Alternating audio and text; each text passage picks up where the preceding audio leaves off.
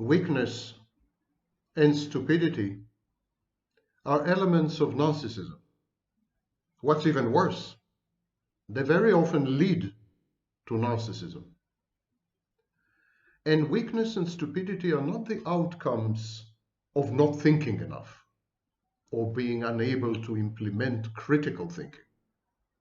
They are the result of thinking too much, of using critical thinking in the wrong ways. If you overuse critical thinking, if you use critical thinking while you're weak, in a weak period of your life, when you're broken, when you're damaged, when you're hurt, when you're vulnerable, if you use critical thinking and you're not the brightest star in the galaxy, you're not equipped to do this, you end up believing in conspiracy theories or in the idiotic teachings of fake gurus, wannabe public intellectuals, because you know no better. But even if you are of reasonable intelligence, even above average intelligence, overanalyzing and overthinking is risky. On the path to nothingness and healing, you need to get rid of overthinking. Overanalysis is one of the most pernicious legacies of Freud, Sigmund Freud. It is the counterfactual insistence that human action and human inaction have emotional, environmental, and biographical antecedents that can be unerringly unearthed and reconstructed. Freud said, analyze everything, think about everything. He was a fan of archaeology. He collected artifacts from ancient Egypt and Greece and Babylon and so on and so forth. And so his psychoanalysis is a form of archaeology. Dig deep, go to the roots. It's counterfactual in the sense that it's not true. It's not a fact. If you take all the emotional, environmental, personal history, you put everything together, you still don't get an adequate explanation of most of human behaviors, moods, emotions, cognitions, affect, traits. It's humans are context dependent. They're social animals in the fullest sense of the word. They're integrated into social networks. They don't react only to internal events, as Freud would have us believe. They react mostly, actually, to external stimuli. And the number of these external stimuli is so immense that there's no supercomputer in the universe which can calculate. So overanalyzing is not only bad, it's stupid. Freud firmly believed that he was charting a new physics of the mind. A bit narcissistic, wouldn't you say? A bit grandiose. He thought that he was inventing a science akin to the natural sciences, a science of the psyche, psychoanalysis, psychomechanics. Other branches of the social so-called sciences, they had developed similar grandiose pretensions. And there is the medicalization of psychiatry, which had rendered psychology an obsolete branch of medicine, where causes invariably lead to effects. We are machines. Behaviorism took it to the maximum, ad extremis. But we are all behaviorists nowadays. We all study the brain in order to understand the human phenomenon, not realizing that maybe it is the human phenomenon that is molding and affecting the brain rather than the other way around. And not asking ourselves, is the brain the only seat of mental processes? Because now we know, for example, that there is a substantial contribution of the gastrointestinal system.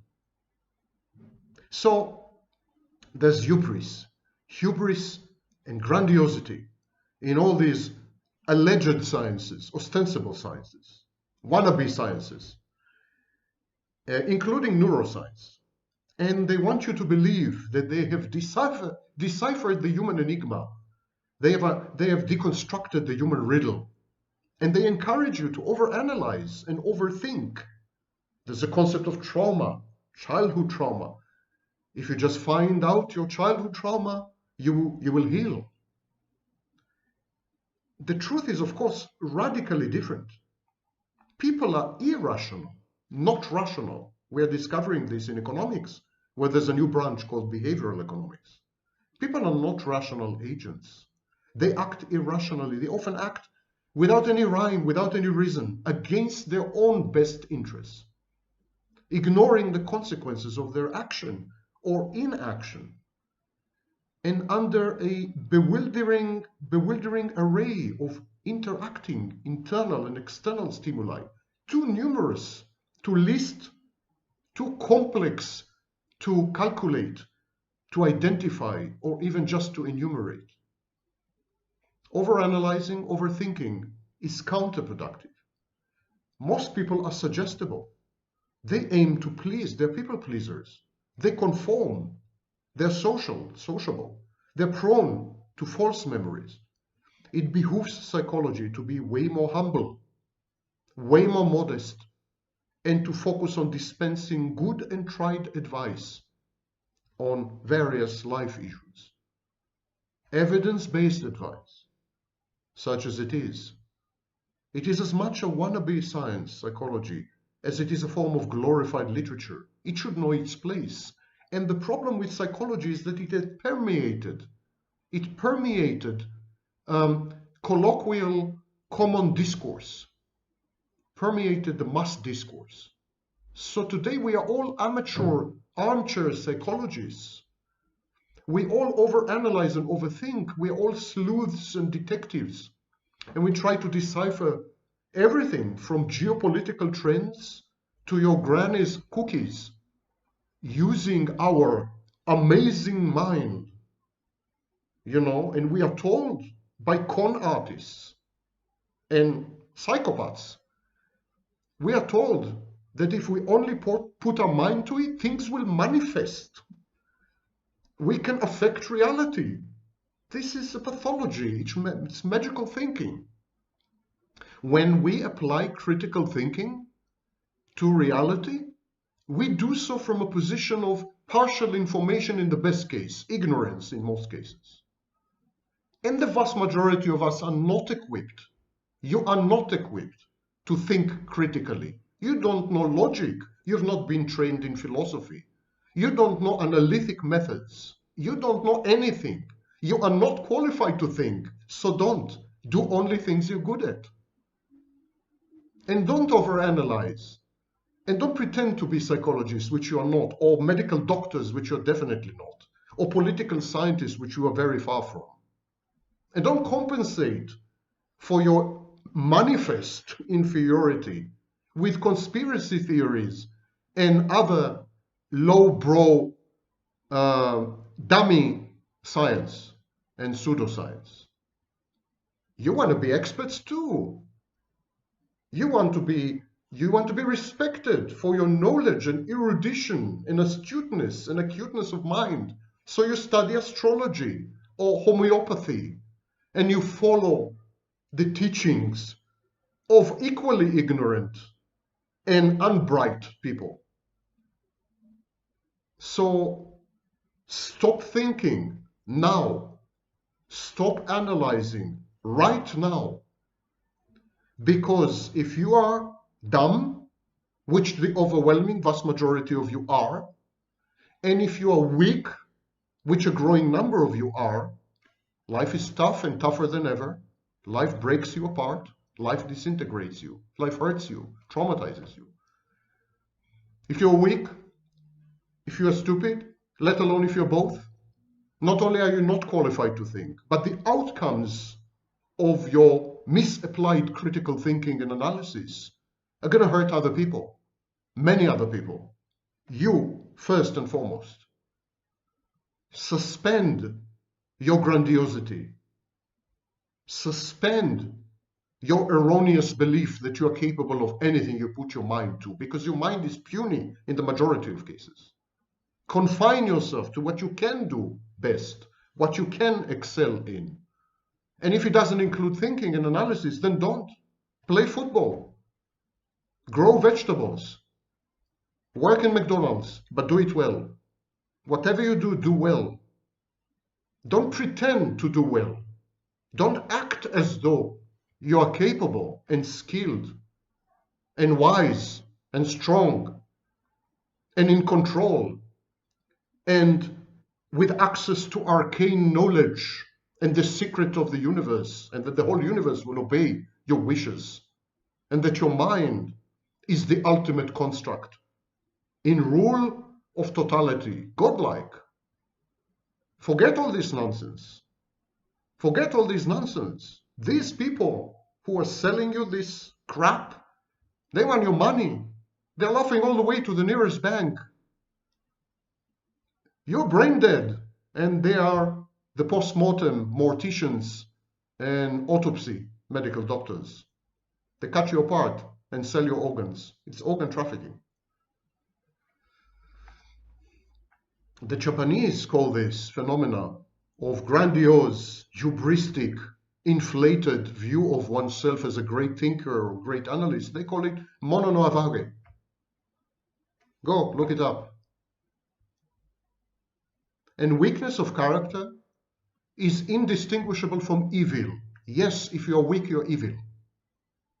If you are weak, you are evil if you inflict your weakness on other people. And the only way you can inflict your weakness on other people is via speech acts, via language. So don't talk. Shut up. Weakness of character is evil. Weak people cowardly sacrifice moral principles and values, are often highly suggestible, are eager to please and conform at any cost. They unthinkingly follow the mighty and the rich and the pretentious and the fake, wherever they may lead them. Charlatans and con artists flourish as do demagogues in such an environment as we have today, where many people who should never have had access to mass communication platforms do. The main preoccupation of the weak is how to abrogate responsibilities and obligations, how to surrender the freedom of action and free will to strong men, wise men, and institutions. I have a surprise for you. No one is stronger or wiser than anyone else. They are simply better actors. Have a look at the meltdown of the strongest and wisest orange man, Donald Trump. Weakness entails corruption, compromise, deception, and dependence, as well as the ability to morph and shapeshift in order to fit in. The weak are amorphous and fuzzy. They cannot be trusted because they have no core, no identity. The weak people are easily swayed and end up committing the most appalling transgressions in a mob, against themselves, against others, against their nearest, dearest, and loved ones, against institutions as cherished and venerable as they may be. The weak are irreverent, not out of conviction and ideology. They are irreverent out of reverence for the wrong people. I perceive stupidity as an intentional abandonment of others, as a form of aggression. Stupidity is a threat when it's coupled with conspiracism, the tendency to believe in conspiracy theories. It's a psychological trait, a real one, conspiracism. Stupidity is a menace when it's coupled with narcissism. I cannot accept the reality that mankind is divided to two big groups, the dumb and the dumber. And both of them think they're geniuses. And both of them think they're godlike.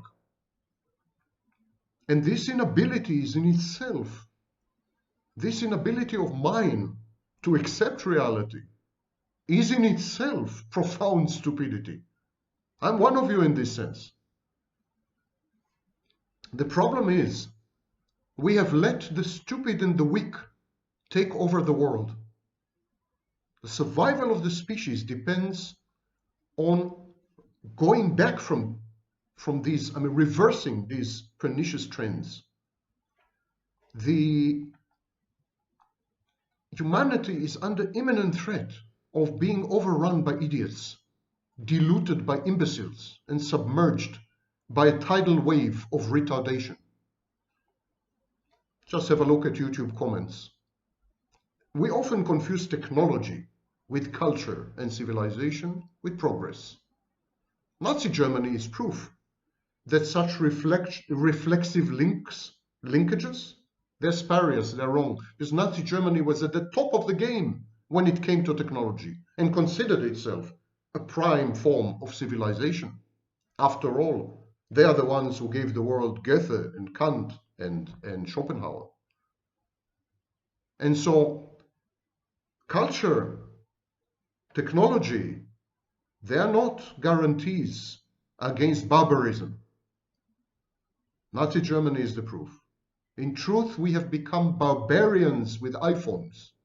We use the latest innovations to play Angry Birds or whatever it is you're playing nowadays. We watch inane videos on YouTube. We exchange trivialities on Instagram and Facebook. We have sunk really, really low.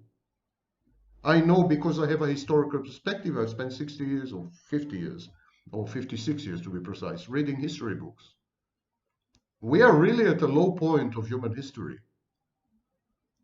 Traits are not desirable or undesirable in themselves. They're advantageous, adaptive, or detrimental, depending on the context, on the environment. And so today we have studies that show that women prefer men with low IQ than men with high IQ. There's a preference developing, an adaptive preference, evolutionary adaptive preference, developing for stupid people. Women are the barometer, the seismograph of social trends. They follow the winners because they have to raise children, they have to take care of a family. So you want to see where society is going? Have a look at women first. How they act, not what they say. And women choose lowbrow, stupid men. In a series of studies, for example, with hundreds of thousands of women, women said that they prefer men with an IQ lower than 120 to men with IQ higher than 145. These are the results of a study published 2 years ago. Why is that? Why women prefer stupider men for the first time in human history? Because our contemporary world is ruled by the feeble-minded. Dimwits are empowered by technology. Everything is dumbed down to foster mass consumption, to become easily digestible morsel, sound bites. Women look around and they see that the stupid become presidents of the United States, of the Philippines, of Brazil.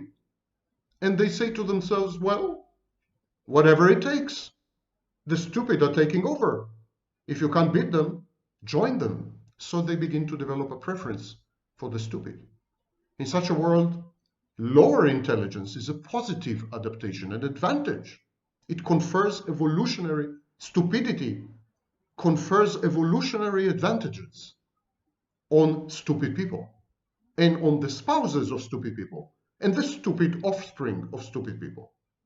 Women select for stupid men because, and for beta males, by the way, because the current environment favors these traits. It is a paradigm shift of mind-blowing, mind-bending proportions for those in possession of a mind, of course. A study of 9 million young adults over 40 years conducted by Jean Twenge and her colleagues and published in the March 2012 issue of the Journal of Personality and Social Psychology. This study has starkly demonstrated the deterioration from one generation to another. Youngsters are now focused on money, image, and fame, celebrity. They disparage, decry, deride, and mock values such as community, volunteerism, environment, and above all, expertise and knowledge acquisition. Don't buy the self-interested slogans of millennials. You know, tolerance and activism, and this is sheer nonsense. The studies are clear. There's a tiny vocal minority that give the wrong impression. Other surveys have documented a rising level of both narcissism and functional illiteracy. As if to illustrate the imminence of these dark ages, institutions such as the Encyclopedia Britannica announced that they ceased the publication of the print edition after 244 years. The surviving digital editions are a far cry from the print equivalent in terms of depth, length, and erudition.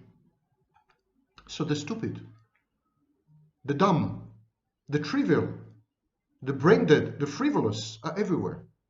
Among the working classes, of course, but increasingly you can find them displacing the erstwhile intellectual elites, political elites, business elites, scientific elites. They're spawning hordes of mindless politicians, idiot business tycoons, narcissistic media personalities, gullible clergy, vacuous celebrities, illiterate best-selling authors, athletes with far more brawn than brain, repetitious pop singers, less than mediocre bureaucrats, bovine gatekeepers, and even ignorant and semi-literate academics. And the cacophony of these people drowns the few voices, rare but there, few voices of wisdom, expertise, experience, institutional memory, erudition, scholarship. These voices are drowned out. There's a problem of discoverability. We can't discover them. In the mountains and tsunami waves of trash, it's difficult to find the 2, 3, 4, 5, 6 pearls. The sheer number overwhelms all systems of governance, all mechanisms of decision-making, all retail platforms. Rather than futilely fight back this tsunami, the well-educated, the erudite, the intelligent, the knowledgeable, they choose to withdraw. They're out of here. They seclude themselves in self-constructed schizoid ivory towers, drawing the bridges against the proletariat of idiocy. Imbeciles are a menace to the continued existence not only of our civilization, but also of our species. We may end up being all homo, no sapiens. The percentage of stupid people in the general populace may not have changed. I'm not implying that people are becoming more stupid. Maybe the percentage of stupid people had actually decreased. There are studies that tend to show this. But in terms of absolute numbers, there are many more stupid heads now than the entire human population only a century ago. Our numbers are bigger. Modern medicine makes sure that even the retarded and the plain dim-witted live on to a ripe old age. And these people vote. These people have a say. They don't know where their toothpaste is, but they elect a president. That we are faced with the daunting prospect of idiocracy is the fault of the malignant transformation of the democratic ideal and the recent onslaught of the media, both mainstream traditional media and the new media. Start with democracy, the stupid people's pernicious answer to meritocracy. In the not too distant past, not so long ago, there are people with living memory of this. Stupid, dim-witted people, imbeciles, feeble-minded, they had the right maybe to vote once in a while and express their completely inconsequential opinion where it mattered least in the ballot box.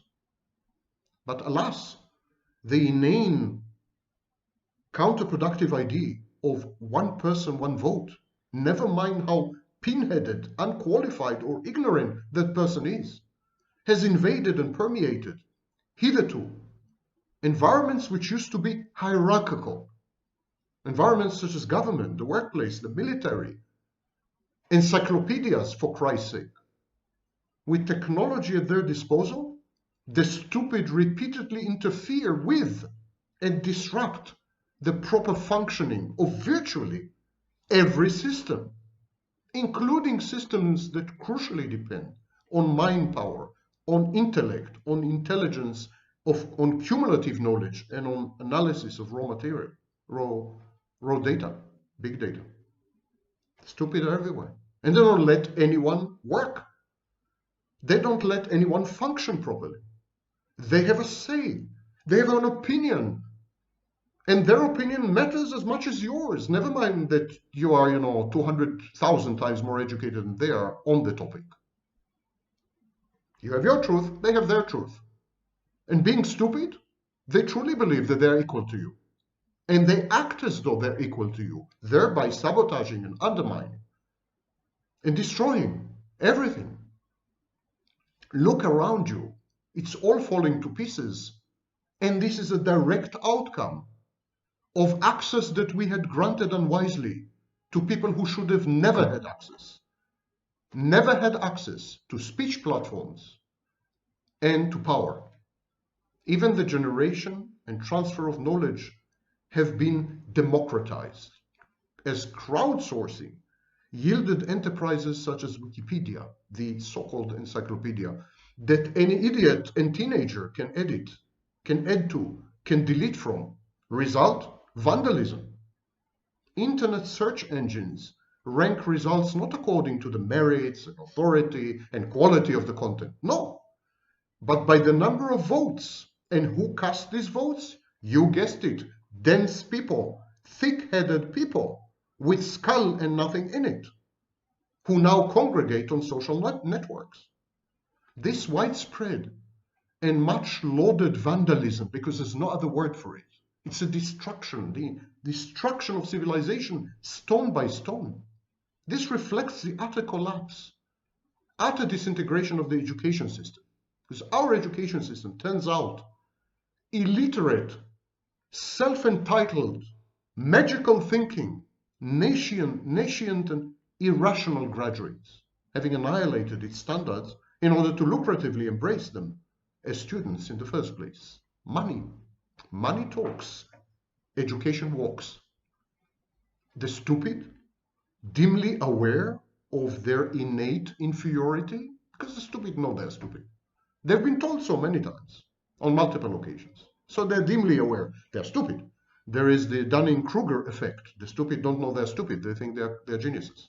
But still, there's something nagging, gnawing in the background, telling you, you're not really a genius. So they are aware of their inferiority. And so they become anti-expertise, anti-education, anti-knowledge, anti-elite, anti-intellectual, anti-excellence. They seek with destructive envy, with ressentiment, to destroy everything that is superior to them, everything elevated and aesthetic and beautiful and clever and wise. They seek to reduce everything to their swampish level, to the level of the protoplasm, amoeba-like existences that they lead. But while in the past, these people remained sequestered, isolated, they were granted no access to any lever of power, to any instrument, and their sentiments remained mere sentiments. Today these people have become the majority. They have an ethos, a code of conduct, a set of values and ideals which reflects their inherent limitations. And what limitations these are, beyond your wildest imagination. It is politically incorrect today. It's impolite to claim any advantage and any superiority on any grounds, by the way.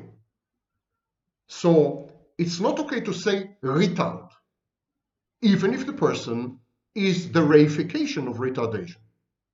And it's not okay to say that you know something better than other people, because they too have a smartphone and access to Wikipedia. So that makes them instant psychologists and medical doctors and professors of physics and everything, because they can scroll and surf and they don't understand a bloody word they are reading, but still they can show you the screen as proof of access to knowledge.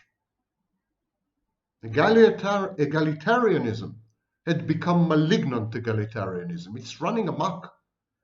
Everyone is equal? Are you kidding me? No one is equal to anyone else in any sense.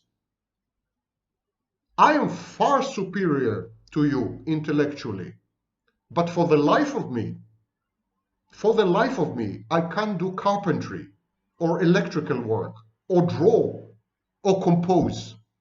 So there are some of you who are superior to me in these capacities. Everyone is superior in some way. And it's very bad to misallocate skills and tasks. They have to fit. So today everyone is equal. The patient is equal to the medical doctor. They don't, they negotiate. They discuss from a position of equality medical issues. Professors and their students. Students come to me and they're my equals. They have read somewhere something on some website. And so they're my equals now. Experts are just laymen with degrees, and laymen are experts without degrees. It's very simple. Very simple. It's a path to hell and to our extinction. It's an extinction event.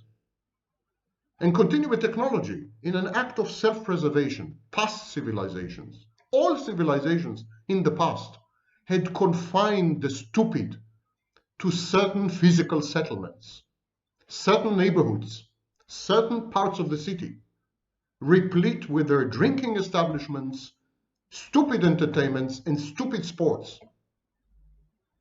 Let the stupid associate with the stupid and do stupid things was the very, very wise thinking. There, the intellectually challenged could safely torment each other with their vulgarities and rampant uninformed idiocy in those neighborhoods, in those ghettos. But the advent of radio, television, and most egregiously the internet, these media, mass media, have changed everything.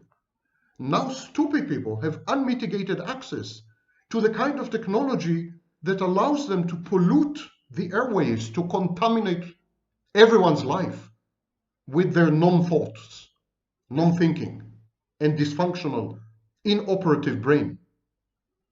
So they have access to technology.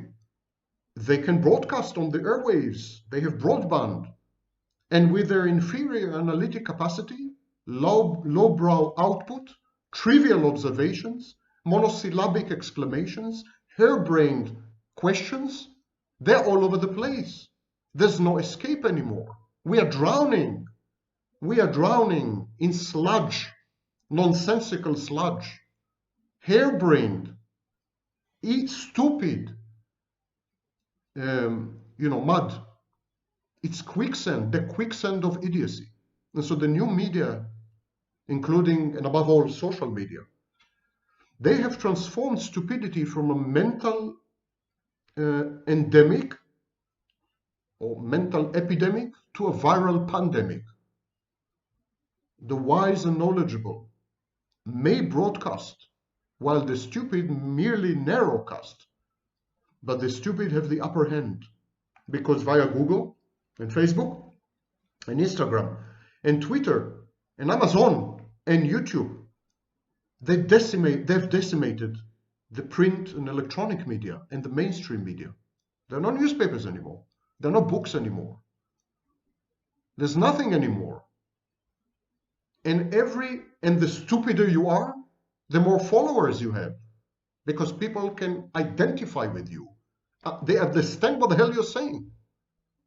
If you are one IQ point above the average, you have lost 95% of the population. No one can understand a word you're saying. The technological empowerment is the crux of the problem. There are no barriers to entry, no institutional filters, no erudite and experienced intermediaries and gatekeepers to hold back the tidal wave, the avalanche of doltish balderdash, the tsunami of nonsense, the flood of misinformation, factoids and conspiracies that corrupt our intellectual space. Discovery or discoverability, separating the wheat from the chaff, has become mission impossible. You can't find good things anymore. You have to go through 1,000,000 cats jumping off roofs and girls peeling bananas to get to Slavoj Žižek. And by that time, you are so exhausted that you don't even understand what he's saying. You've been depleted by the idiots on the way. Commercial interests inevitably and invariably side with brainless, stupid masses, dumb with the dumb, because of their superior aggregate purchasing power. They are so many more stupid than clever that if you're a commercial enterprise, you want to sell to the stupid, not to the clever. And you want to tell the stupid that they're clever. You want to cater to their grandiosity, to massage their ego, to flatter them. They are stupid enough to believe it even. Commercial interests inevitably and invariably side with these people. The privatization of education is one manifestation of this creeping, decaying and decadence. The mindless nature of television programming is another example. The empty one-liners that comprise most conversations on social networks, this is the culmination. This is how the stupid sound, if you didn't know. They can't put 5 words together. Apropos the late, not lamented President of the United States. We are surrounded with clods, harassed by the lame-brained, criticized, censored, and ordered by simpletons. Welcome to the new dark ages. Welcome to our end. The virus does not threaten us as a species existentially. The stupid do.